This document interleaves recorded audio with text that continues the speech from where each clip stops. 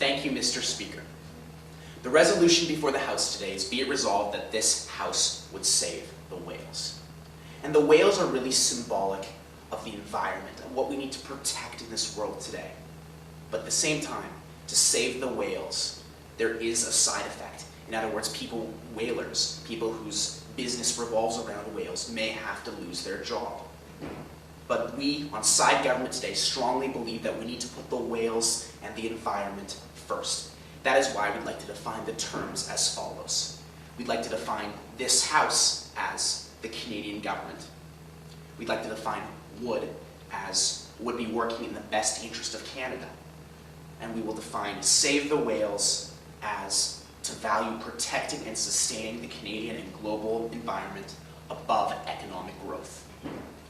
So the definition is the Canadian government would be working in the best interest of Canada to value protecting and sustaining the Canadian and global environment above economic growth.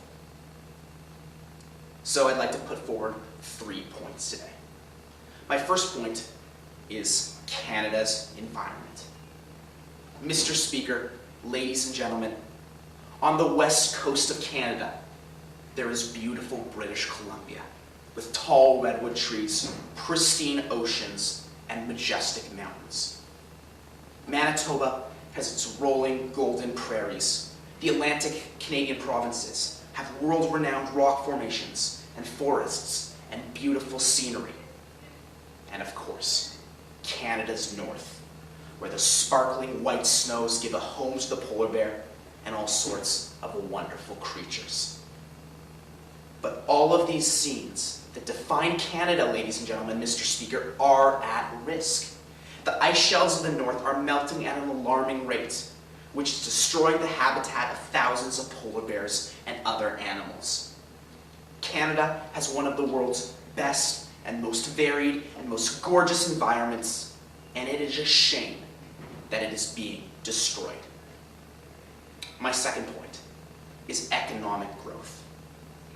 Economic growth doesn't mean the average Canadian is better off, ladies and gentlemen, Mr. Speaker. All the extra money would go to the big corporations who get their bottom line padded. But the money never trickles down. It never reaches you or me where it can actually improve lives. And my third point is short-term versus long-term.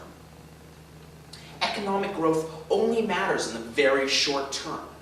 But the environment, Mr. Speaker, the environment is forever. And we only have one here in Canada. Once we lose the beauty of Canada, it would be difficult, if not impossible, to restore. That is why we have to put the environment first, so it will be there for our children and grandchildren, and so we can enjoy the beauty of British Columbia, Manitoba's beautiful prairies, Canada's north, and everything that our great, majestic country has to offer. For those reasons, we on side government note that this resolution must and will stand. Thank you very much.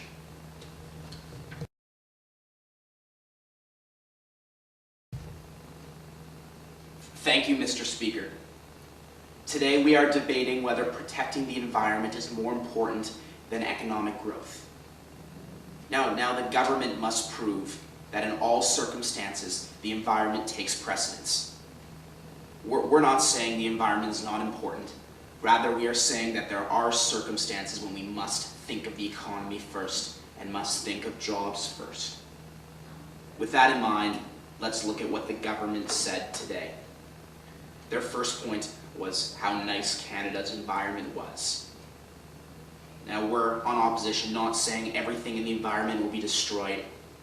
Rather, we're saying that worrying about an increase of 0.01 degrees in world temperature is not that important when we may lose 2,000 jobs to have that worry.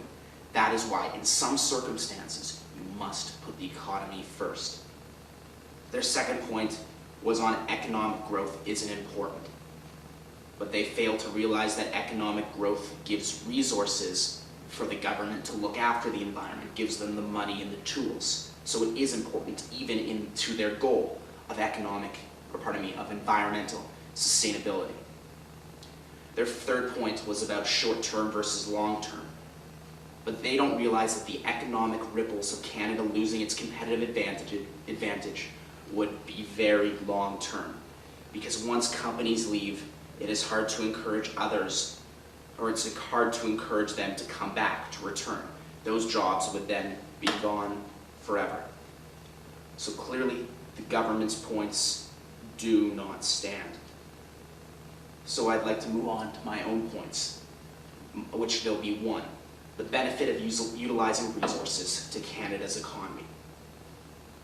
In today's globalized climate, countries must take advantage of their competitive advantages. In other words, their economic activities must revolve around what they are best at. In Canada, our advantage is in the resource sector.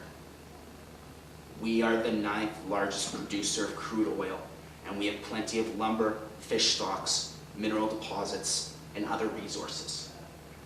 For us to put protecting the environment above taking advantage of those resources would be to devastate our economy.